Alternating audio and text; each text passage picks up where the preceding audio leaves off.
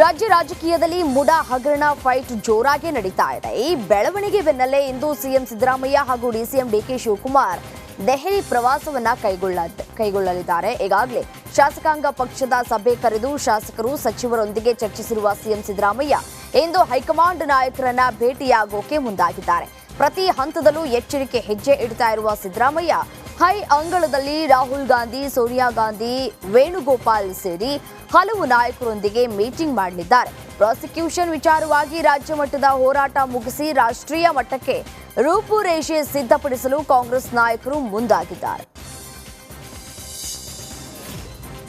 ನಿನ್ನೆ ಕಾಂಗ್ರೆಸ್ ಪಕ್ಷದ ಶಾಸಕಾಂಗ ಸಭೆ ನಡೆದಿದ್ದು, ಸಭೆಯಲ್ಲಿ ಸಿಎಂಗೆ ಸಚಿವರುಗಳು ಮತ್ತು ಶಾಸಕರು ನೈತಿಕ ಸ್ಥೈರ್ಯ ತುಂಬಿದ್ದಾರೆ. ನಾವು ನಿಮ್ಮೊಂದಿಗೆ ಇದ್ದೇವೆ, ಧೈರ್ಯವಾಗಿರಿ, ನಿಮ್ಮ ಪರ ನಾವು ಹೋರಾಡ್ತೇವೆ ಅಂತ ಅಭಯ ನೀಡಿದ್ದಾರೆ. ಸದ್ಯ ಶಾಸಕಾಂಗ ಸಭೆಯಲ್ಲಿ ಸಿಎಂಗೆ ಶಾಸಕರ ಒಮ್ಮತದ ಬೆಂಬಲ ದೊರೆತಿದ್ದು, ಶಾಸಕರು ಸಚಿವರಿಗೆ ಸಿಎಂ ಸಿದ್ದರಾಮಯ್ಯ ಧನ್ಯವಾದ ತಿಳಿಸಿದ್ದಾರೆ. ನನ್ನ ಪರ ನೀವೆಲ್ಲ ಹೋರಾಡ್ತಾ ಇದ್ದೀರಿ, ಅದಕ್ಕಾಗಿ ನಿಮಗೆ ಧನ್ಯವಾದಗಳು ಅಂತ ತಿಳಿಸಿದ್ದಾರೆ. ಬೆಂಗಳೂರಲ್ಲಿ 2 ಮಹತ್ವದ ಯೋಜನೆಗಳಿಗೆ ಗ್ರೀನ್ ಸಿಗ್ನಲ್ ಸಿಕ್ಕಿದೆ. ಸ್ಕೈಡೆಕ್ ಸುರಂಗ ಮಾರ್ಗ ನಿರ್ಮಾಣಕ್ಕೆ ಸಂಪುಟ ಒಪ್ಪಿಗೆಯನ್ನು ನೀಡಿದೆ. ಸಿಎಂ ನೇತೃತ್ವದ ಸಚಿವ ಸಂಪುಟ ಸಭೆಯಲ್ಲಿ ಅನುಮೋದನೆ ದೊರಕಿದ್ದು, ಹೆಬ್ಬಾಳದಿಂದ ಸಿಲ್ಕ್ ಬೋರ್ಡ್ವರೆಗೆ ಸುರಂಗ ಮಾರ್ಗ ನಿರ್ಮಾಣವಾಗಲಿದೆ. 2600 ಕೋಟಿ ರೂಪಾಯಿಯ ಯೋಜನೆಗೆ ಸಂಪುಟ ಅಸ್ತು ಅಂತಿದೆ. ಜೊತೆಗೆ 500 ಕೋಟಿ ವೆಚ್ಚದಲ್ಲಿ 250 ಅಡಿ ಎತ್ತರದ ಸ್ಕೈಡೆಕ್ ನಿರ್ಮಾಣವಾಗಲಿದೆ. ಬೆಂಗಳೂರು ನಗರದ ಹೆಬ್ಬಾಳ ಮೇಲ್ಸೇತುವೆ ST ಮಾಲ್ ಹತ್ತಿರದಿಂದ ಹೊಸೂರು ರಸ್ತೆಯ ಸಿಲ್ಕ್ ಬೋರ್ಡ್ ಜಂಕ್ಷನ್ ಮೇಲುಸೇತುವೆಯವರೆಗೆ ಭೂಗತ ವಾಹನ ಸುರಂಗ ಅಂಡರ್ಗ್ರೌಂಡ್ ವೆಹಿಕ್ಯುಲರ್ ಟನೆಲ್ ಇನ್ ಟ್ವಿನ್ ಟ್ಯೂಬ್ ಮೋಡ್ ಮಾರ್ಗವನ್ನು 12,690 ಕೋಟಿಗಳ ಅಂದಾಜು ವೆಚ್ಚದಲ್ಲಿ ನಿರ್ಮಿಸೋದಕ್ಕೆ ರಾಜ್ಯ ಸಚಿವ ಸಂಪುಟ ಇವತ್ತು ಮಾಜಿ ಸಿಎಂ BS ಯಡಿಯೂರಪ್ಪಗೆ ಫೋಕ್ಸೋ ಕಂಟಕ ಇನ್ನೂ ವಿಚಾರಣೆಯಾಗಿಲ್ಲ. ತಮ್ಮ ವಿರುದ್ಧದ ಚಾರ್ಜ್ ಶೀಟ್ ರದ್ದಿಗೆ BSY ಅರ್ಜಿಯನ್ನ ಸಲ್ಲಿಸಿದ್ದು, ನಿನ್ನೆ ವಿಚಾರಣೆ ನಡೆಸಿದ ನ್ಯಾಯಾಧೀಶ ನಾಗಪ್ರಸನ್ನ ಪೀಠ ಆಗಸ್ಟ್ 30ಕ್ಕೆ ವಿಚಾರಣೆಯನ್ನ ಮುಂದೂಡಿದೆ. BSY ವಿರುದ್ಧದ ಚಾರ್ಜ್ ಶೀಟ್ಗೆ CID ಏಪಣೆ ಸಲ್ಲಿಸಿದ್ದು, ವಿಚಾರಣೆ ನಡೆಸಿದಂತಹ ನ್ಯಾಯಮೂರ್ತಿಗಳು ಆಗಸ್ಟ್ 30ಕ್ಕೆ ವಿಚಾರಣೆಯನ್ನ ಮುಂದೂಡಿ ಅಲ್ಲಿಯವರೆಗೂ ಮಧ್ಯಂತರ ಆದೇಶವನ್ನ ಮುಂದುವರಿಸುವುದಕ್ಕೆ ಆದೇಶವನ್ನ ಹೊರಡಿಸಿದೆ. ರೇಣುಕಾಸ್ವಾಮಿ ಕೊಲೆ ಕೇಸ್ನಲ್ಲಿ ಪರಪ್ಪನ ಅಗ್ರಹಾರ ಸೇರಿರುವ ದರ್ಶನ್ ಭೇಟಿ ಮಾಡುವುದಕ್ಕೆ ನಿನ್ನೆ ರಚಿತಾರಾಮ್ ಬಂದಿದ್ರು. ಜೈಲಿನ ವಿಸಿಟಿಂಗ್ ಹಾಲ್ನಲ್ಲಿ ನಟಿ ರಚಿತಾರಾಮ್ ದರ್ಶನ್ರನ್ನ ಭೇಟಿಯಾಗಿದ್ದಾರೆ. ದಾಸನನ್ನ ನೋಡ್ತಾ ಇದ್ದಂತೆ ರಚಿತಾರಾಮ್ ಭಾವುಕರಾಗಿದ್ದು, ಕಾಟೇರ ಸಂತೈಸಿದ್ರಂತೆ. ಭೇಟಿ ಮಾಡಿ ವಾಪಸ್ ಬಂದ ಬಳಿಕ ಮಾತನಾಡಿದಂತಹ ರಚಿತಾರಾಮ್, ರಾಜನ ಹಾಗೆಯೇ ನೋಡೋಕೆ ಇಷ್ಟ, ಇದೇ ಕಾರಣಕ್ಕೆ ಇಲ್ಲಿಯವರೆಗೂ ಜೈಲಿಗೆ ಬಂದಿರಲಿಲ್ಲ. ಆದರೂ ಈಗ ದರ್ಶನ್ ರವರನ್ನ ನೋಡಿ ಸ್ವಲ್ಪ ನಿರಾಳ ಆಯಿತು. ಜೈಲಿನಲ್ಲಿ ಅವರು ಆರೋಗ್ಯವಾಗಿದ್ದಾರೆ. ದರ್ಶನ್ರನ್ನ ತುಂಬಾ ಮಿಸ್ ಮಾಡ್ಕೊಳ್ತಾ ಇದ್ದೇನೆ ಅಂತ. ನನಗೆ ಹಾನೆಸ್ಟ್ಲಿ ಹೇಳ್ತೀನಿ, ನೋಡೋದಕ್ಕೆ ಬಂದಿಲ್ಲ ಹಾಗೆ ಹೀಗೆ ಅಂತ ಅಲ್ಲ. ರಾಜನ್ ಥರನೇ ನೋಡೋದಕ್ಕೆ ಇಷ್ಟ ನನಗೆ. ಬಟ್ ಯಾಕೋ ಮನ್ಸು ತಡೀಲೇ ಇಲ್ಲ. ಸೊ ತುಂಬ ಮಿಸ್ ಮಾಡ್ಕೊಳ್ತಿದ್ದೀವಿ ಅಂದಾಗ it's better let me go see him and come ಅಂತ ಅನಿಸ್ತು. So I just came and ನೋಡಿ ಸ್ವಲ್ಪ ನಿರಾಳ ಆಯಿತು. ಆ್ಯಂಡ್ ಪ್ರಮುಖವಾಗಿ ಅವರ ಆರೋಗ್ಯ ಬಗ್ಗೆ ವಿಚಾರಿಸ್ಕೊಂಡೆ. So he is very healthy, he is very fine. ಏನು ಹೇಳಿದ್ರು? ಜೈಲಲ್ಲಿ ದರ್ಶನ್ ಭೇಟಿಯಾದ ನಟಿ Rachita Ram, boss I am waiting for you ಅಂತ ಭಾವುಕರಾದ್ರು. ಅಲ್ಲದೆ ಜೈಲಲ್ಲಿ ದರ್ಶನ್ರನ್ನ ನೋಡ್ತಾ ಇದ್ದಂತೆ ನಾನು ಭಾವುಕಲಾದೆ. ಅವರ ಪರಿಸ್ಥಿತಿ ಕಂಡು ಕಣ್ಣೀರು ಬಂತು. ಪ್ಲೀಸ್ ಬೇಗ ಬನ್ನಿ ಅಂತ ಹೇಳಿ ಬಂದಿದ್ದೇನೆ. ನಾವೆಲ್ಲ ಅವರ ಬರುವಿಕೆಗಾಗಿ ಕಾಯ್ತಾ ಇದ್ದೇವೆ ಅಂತ ಕಾಟೇರ ಭೇಟಿ ಬಳಿಕ ರಚಿತಾರಾಮ್ ಹೇಳಿಕೆ ನೀಡಿದ್ದಾರೆ.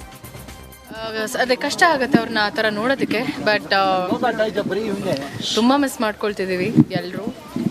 ನಾನು ತುಂಬ ಮಿಸ್ ಮಾಡ್ಕೊತಿದ್ದೀನಿ ಸರ್ನ. ಅವ್ರ ಅಭಿಮಾನಿಗಳು ಎಷ್ಟು ಮಿಸ್ ಮಾಡ್ಕೊಳ್ತಿದಾರೋ ಅಷ್ಟೇ ಮಿಸ್ ಮಾಡ್ಕೊಳ್ತಿದ್ದೀವಿ. ಅವ್ರ ಕುಟುಂಬ ಆಗಿರ್ಬೋದು, ಅವರ ಫ್ಯಾನ್ಸ್ ಆಗಿ ನಾನು ಒಬ್ಬ ಫ್ಯಾನೇ, ತುಂಬಾ ಮಿಸ್ ಮಾಡ್ಕೊಳ್ತೀನಿ. ಸೊ ಹೇಳ್ಬಿಟ್ಟು ಬಂದೆ, sir we all are waiting for you, please ಬೇಗ ಬನ್ನಿ ಅಂತ. That's what he told me. ನನಗೆ ಲಾ ಮೇಲೆ ನಂಬಿಕೆ ಇದೆ. ಸೊ ಆದಷ್ಟು ರೇಣುಕಾಸ್ವಾಮಿ ಕೊಲೆ ಕೇಸ್ನಲ್ಲಿ ಜೈಲು ಪಾಲಾಗಿರುವ ಡಿ ಗ್ಯಾಂಗ್ಗೆ ಶಾಕ್ ಎದುರಾಗಿದೆ. ಜಾಮೀನಿಗಾಗಿ A1 ಆರೋಪಿ ಪವಿತ್ರ ಗೌಡ ಸಲ್ಲಿಸಿದ ಅರ್ಜಿ ವಿಚಾರಣೆ ಮುಂದೂಡಿಕೆಯಾಗಿದೆ. ದರ್ಶನ್ಗೂ ಮೊದಲೇ ಪವಿತ್ರ ಬೇಲ್ ಅರ್ಜಿಯನ್ನ ಹಾಕಿದ್ದು, ನಿನ್ನೆ ವಿಚಾರಣೆ ನಡೆಸಿದಂತಹ ನ್ಯಾಯಾಲಯ ಅರ್ಜಿ ವಿಚಾರಣೆಯನ್ನ ಆಗಸ್ಟ್ 27ಕ್ಕೆ ಮುಂದೂಡಿದೆ.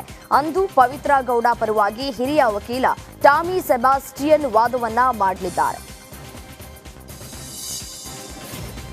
ಕೊಲೆ ಕೇಸ್ನಲ್ಲಿ ಜೈಲು ಪಾಲಾಗಿರುವ ಮತ್ತಿಬ್ಬರು ಆರೋಪಿಗಳಾದ ವಿನಯ್ ಹಾಗೂ ಅನುಕುಮಾರ್ ಕೂಡ ಜಾಮೀನಿಗಾಗಿ ಪ್ರತ್ಯೇಕ ಅರ್ಜಿಯನ್ನ ಸಲ್ಲಿಸಿದ್ದಾರೆ. ಇವರಿಬ್ಬರ ಅರ್ಜಿಯನ್ನು ನಿನ್ನೆ ವಿಚಾರಣೆ ನಡೆಸಿದ ನ್ಯಾಯಾಲಯ ಆಗಸ್ಟ್ 27ಕ್ಕೆ ಮುಂದೂಡಿಕೆ ಮಾಡಿದೆ.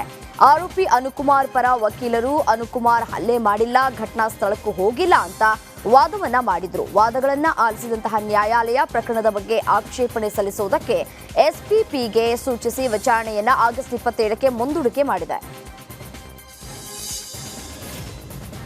ರೇಣುಕಾಸ್ವಾಮಿ ಕೊಲೆ ಕೇಸ್ನಲ್ಲಿ ನಟ ದರ್ಶನ್ ವಿರುದ್ಧ ಪೊಲೀಸರು ಚಾರ್ಜ್ ಶೀಟ್ ಸಲ್ಲಿಕೆ ಮಾಡುವುದಕ್ಕೆ ಸಿದ್ಧತೆಯನ್ನ ಮಾಡಿಕೊಂಡಿದ್ದಾರೆ. ದರ್ಶನ್ ಹಾಗೂ ಅವರ ಗ್ಯಾಂಗ್ ವಿರುದ್ಧ ಸುಮಾರು 3,000-4,000 ಪುಟಗಳ ಚಾರ್ಜ್ ಶೀಟ್ ಸಲ್ಲಿಕೆ ಮಾಡುವುದಕ್ಕೆ ಸಿದ್ಧತೆಯನ್ನ ಮಾಡಿಕೊಳ್ಳಲಾಗ್ತಾ ಇದೆ. ದರ್ಶನ್ ಅಂಡ್ ಗ್ಯಾಂಗ್ ರೇಣುಕಾಸ್ವಾಮಿಯನ್ನ ಕರೆತಂದಾಗಿನಿಂದ ನಾಲ್ವರ ಸರೆಂಡರ್ ಆಗುವವರೆಗಿನ ವೃತ್ತಾಂತವನ್ನ ತೋರಿಸುವುದಕ್ಕೆ ಸಿದ್ಧತೆಯನ್ನ ಮಾಡಿಕೊಳ್ಳಲಾಗಿದೆ. ಈ ಮಧ್ಯೆ ಇನ್ನೂ ಬೆಂಗಳೂರಿನ FSL ಸೇರಿ ಹೈದರಾಬಾದ್ನ FSLನಿಂದ ಭೌತಿಕ ಅಂದರೆ CFSLನಿಂದ ಭೌತಿಕ ವಿಶ್ಲೇಷಣೆ ವರದಿ ಮತ್ತು ಆಡಿಯೋ ವಿಶ್ಲೇಷಣೆ ವರದಿ ಸೇರಿ ಎರಡೆರಡು ವರದಿ ಬಾಕಿ ಇದ್ದು, ಆ ಎರಡು ವರದಿ ಬಂದಲ್ಲಿ ಚಾರ್ಜ್ ಶೀಟ್ ಸಲ್ಲಿಕೆ ಮುಂದಿನ ವಾರ ಫಿಕ್ಸ್ ಅಂತ ಹೇಳಲಾಗ್ತಾ ಇದೆ. ರೇಣುಕಾಸ್ವಾಮಿ ಕೊಲೆ ಕೇಸ್ನಲ್ಲಿ ಈಗ ಲಾಕ್ ಆಗಿರುವ ಡಿ ಗ್ಯಾಂಗ್ ಕೇವಲ 17 ಆರೋಪಿಗಳಷ್ಟೇ ಸಂಕಷ್ಟ ಅಲ್ಲ, ಅವರಿಗಷ್ಟೇ ಅಲ್ಲ, ನಟ ಚಿಕ್ಕಣ್ಣನಿಗೂ ಕೂಡ ಸಂಕಷ್ಟ ತಂದೊಡ್ಡುವ ಸಾಧ್ಯತೆ ಇದೆ. ಕೊಲೆಗೂ ಮುನ್ನ ಡಿ ಗ್ಯಾಂಗ್ ಸ್ಟೋನಿ ಬ್ರೂಕ್ ಹೋಟೆಲ್ನಲ್ಲಿ ಪಾರ್ಟಿಯನ್ನ ಮಾಡ್ತಾ ಇತ್ತು. ಅದರಲ್ಲಿ ಚಿಕ್ಕಣ್ಣ ಸಹ ಭಾಗಿಯಾಗಿದ್ರು ಅಂತ ಪೊಲೀಸರು ವಿಚಾರಣೆಯನ್ನ ನಡೆಸಿ 164 ಹೇಳಿಕೆಯನ್ನ ದಾಖಲಿಸಿಕೊಂಡಿದ್ರು. ಆದರೆ ಇದಾದ ಬಳಿಕ ಚಿಕ್ಕಣ್ಣ ಜೈಲಿಗೆ ಹೋಗಿ ದರ್ಶನ್ರನ್ನ ಭೇಟಿ ಮಾಡಿ ಬಂದಿದ್ದು ಮತ್ತೆ ತನಿಖೆಯ ಬಿಸಿಯನ್ನ ಎದುರಿಸಬೇಕಾಗಿದೆ. ಸಾಕ್ಷ್ಯ ತಿರುಚುವ ಸಾಧ್ಯತೆ ಇರುತ್ತೆ, ತನಿಖೆಯು ಕಾಂಪ್ರಮೈಸ್ ಆಗುವ ಸಾಧ್ಯತೆ ಇರುತ್ತೆ ಅಂತ ಯಾವುದೇ ಕ್ಷಣದಲ್ಲಾದರೂ ಪೊಲೀಸರು ಮತ್ತೆ ಚಿಕ್ಕಣ್ಣರನ್ನ ವಿಚಾರಣೆ ನಡೆಸುವಂತಹ ಸಾಧ್ಯತೆಗಳಿವೆ. ಸಿಎಂ ವಿರುದ್ಧದ ಪ್ರಾಸಿಕ್ಯೂಷನ್ಗೆ ರಾಜ್ಯಪಾಲರು ಅನುಮತಿ ನೀಡಿದ್ದಕ್ಕೆ ಕಾಂಗ್ರೆಸ್ ಪ್ರತಿಭಟನೆಯನ್ನ ನಡೆಸ್ತಾ ಇದ್ದ ವೇಳೆ ಮಂಗಳೂರಲ್ಲಿ MLC ಐವಾನ್ ಡಿಸೋಜಾ ವಿವಾದಾತ್ಮಕ ಹೇಳಿಕೆಯನ್ನ ಕೊಟ್ಟಿದ್ರು. ಇದಕ್ಕೆ ಕೆರಳಿ ಕೆಂಡವಾದ ರೇಣುಕಾಚಾರ್ಯ ಐವಾನ್ ಡಿಸೋಜಾಗೆ ಸವಾಲ್ ಹಾಕಿದ್ದಾರೆ. ನಿಮಗೆ ತಾಕತ್ತಿದ್ರೆ ರಾಜಭವನಕ್ಕೆ ನುಗ್ಗಿ, ನೀವು ನಿಮ್ಮಪ್ಪನ ಮಕ್ಕಳಾಗಿದ್ರೆ ದಾಳಿ ಮಾಡಿ, ನೀವು ನುಗ್ಗೋವರೆಗೆ ನಾವು ಕಡಲೆಕಾಯಿ ತಿಂತಾ ಇರ್ತೀವಾ?